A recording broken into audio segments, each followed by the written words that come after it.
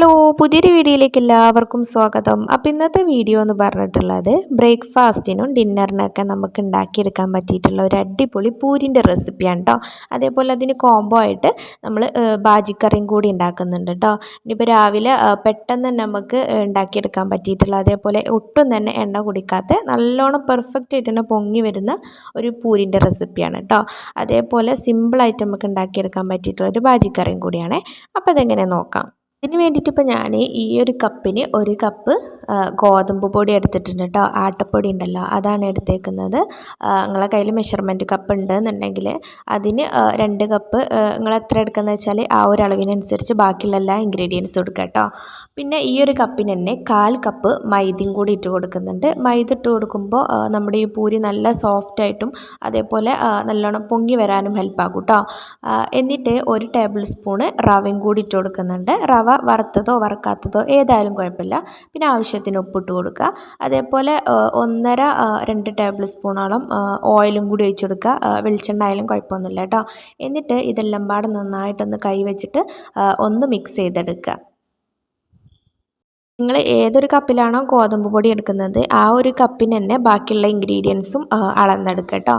എന്നിട്ട് ഇതിലേക്ക് ഒന്നുകിൽ പച്ചവെള്ളം അല്ലാന്നുണ്ടെങ്കിൽ ഇളം ചൂടുള്ള വെള്ളം ഉണ്ടല്ലോ, അതൊന്ന് ഒഴിച്ച് കൊടുത്തിട്ട് നന്നായിട്ട് തന്നെ ഒന്ന് കുഴച്ചെടുക്കുക. വെള്ളം കൂടി പോവാതെ നോക്കണം. പിന്നെ കുഴച്ചെടുക്കുമ്പം നല്ല മയത്തിൽ തന്നെ കുഴച്ചെടുക്കുക. എന്നാലും നല്ല സോഫ്റ്റ് ആവരുത് കേട്ടോ. ആ ഒരു പരുവത്തിലാണ് ഇത് കുഴച്ചെടുക്കേണ്ടത്. അപ്പം നല്ലോണം കൈവച്ചിട്ട് ഇതുപോലെ കുഴച്ച് കുറച്ച് വെള്ളം ഒഴിച്ചിട്ട് കുഴച്ചെടുക്കുക. പിന്നെ ലാസ്റ്റ് ഒന്ന് കൗണ്ടർ ടോപ്പിൽ ഇട്ടുകൊണ്ട് നന്നായിട്ട് തന്നെ ഒന്നും കൂടെ കുഴച്ചെടുക്കുക കേട്ടോ. അപ്പോൾ ഈ ഒരു പരുവത്തിൽ ഇപ്പോൾ ഞാൻ കുഴച്ചെടുത്തിട്ടുണ്ട്. എന്നിട്ടിത് നമ്മൾ എന്ത് ചെയ്യുക, ആ ഒരു പാത്രത്തിൽ തന്നെ ഒന്ന് വെച്ച് കൊടുക്കുക. എന്നിട്ട് അതിൻ്റെ മേലെ ഇതൊന്ന് ഡ്രൈ ആയി പോവാതിരിക്കാൻ വേണ്ടിയിട്ട് കുറച്ച് ഓയിലൊന്ന് തടവി കൊടുക്കുക കേട്ടോ. എന്നിട്ട് ഒരു മാക്സിമം ഒരു 20 മിനിറ്റ് വരെ ഒന്ന് അടച്ച് വെക്കുക കേട്ടോ. 20 മിനിറ്റിലേറെ കൂടി പോവണ്ട. അങ്ങനെ ആകുമ്പം ഈ ഒരു പൂരി നല്ല പോലെ പൊങ്ങി കിട്ടില്ല കേട്ടോ. അതുകൊണ്ട് 20 മിനിറ്റ് തന്നെ മതി കേട്ടോ, അതിലേറെ കൂടരുത്. എന്നിട്ട് അതിന് ശേഷം ഇതൊന്ന് എടുത്തിട്ട് ഇതുപോലെ ഒന്ന് ചെറിയ ചെറിയ ബോൾസ് ആക്കിയിട്ട് ഈ പാത്രത്തിലേക്ക് ഒന്നിട്ട് കൊടുക്കുന്നുണ്ട് കേട്ടോ. ഒരുപാട് സമയം നമ്മളിത് റെസ്റ്റ് ചെയ്യാൻ വേണ്ടിയിട്ട് വെച്ച് കഴിഞ്ഞാൽ നമ്മുടെ പൂരി നല്ല പെർഫെക്റ്റ് ആയിട്ട് നമുക്ക് കിട്ടൂല കേട്ടോ. അതുകൊണ്ട് മാക്സിമം 20 മിനിറ്റ് തന്നെ മതി. എന്നിട്ട് ഇതുപോലെ ഓരോരോ കുഞ്ഞു കുഞ്ഞു ബോൾസായിട്ട് ഞാനൊന്ന് മാറ്റിയെടുക്കുന്നുണ്ട് കേട്ടോ.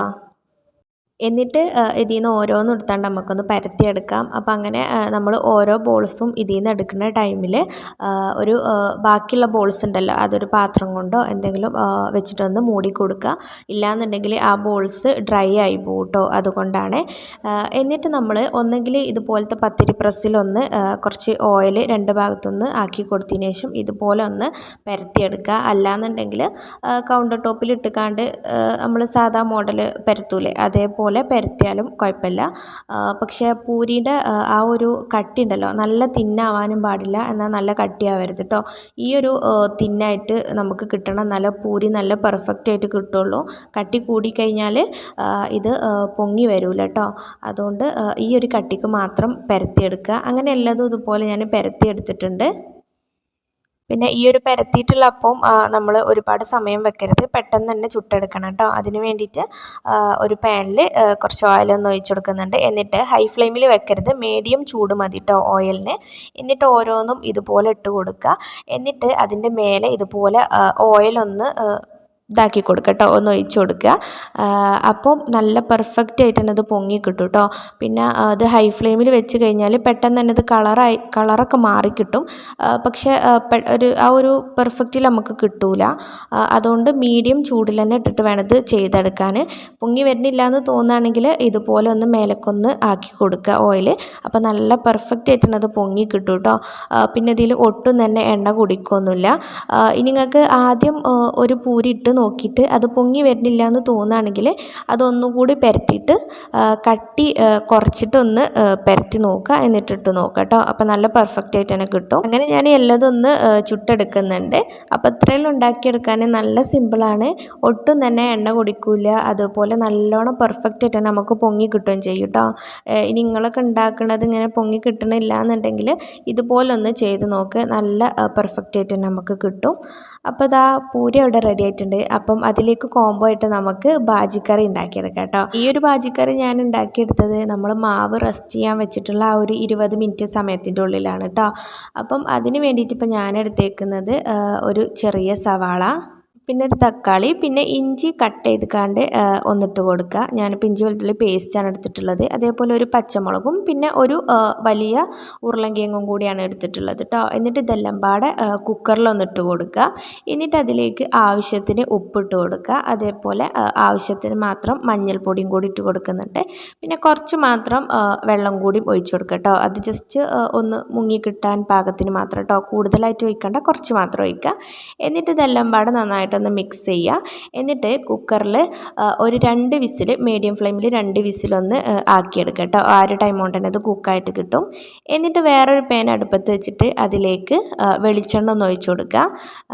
എന്നിട്ട് കടുക് ഒന്ന് പൊട്ടിച്ചെടുക്കുക കേട്ടോ. ഇത് ഭയങ്കര സിമ്പിളാണ് കേട്ടോ ഉണ്ടാക്കാൻ. നമുക്ക് ഇത് വാട്ടിയെടുക്കേ അതിൻ്റെ ഒന്നും ഒരു ആവശ്യമില്ല, ഉള്ളിയൊന്നും വാടേണ്ട ആവശ്യമില്ല കേട്ടോ.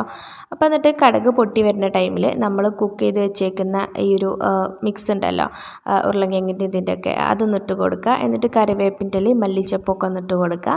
എന്നിട്ട് ഈ ഉരുളൻകിഴങ്ങ് ഒന്ന് ജസ്റ്റ് ഒന്ന് ഉടച്ചെടുത്താൽ മതി കേട്ടോ. നല്ലോണം ഫൈനായിട്ട് ഉടക്കരുത്, ചെറിയ ചെറിയ കട്ടകളൊക്കെ ഉണ്ടായിക്കാണ്ട് ഒന്ന് ഉടച്ചെടുക്കുക. ഈ ഒരു കറി നല്ല സിമ്പിളാണ് ഉണ്ടാക്കാൻ, എന്നാൽ നല്ല ടേസ്റ്റിയാണ് കേട്ടോ. പെട്ടെന്ന് നമുക്ക് ഉണ്ടാക്കിയെടുക്കാൻ പറ്റുന്ന ഒരു കറിയാണ്. അങ്ങനെ ഇതാ എല്ലാം പാടെ ഞാനൊന്ന് ഉടച്ചെടുത്തിട്ടുണ്ട്.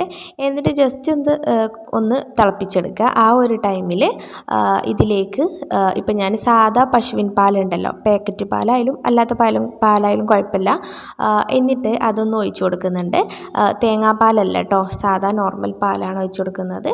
എന്നിട്ട് ഇത് എല്ലാം പാടെ മിക്സ് ചെയ്ത് കൊടുക്കുക.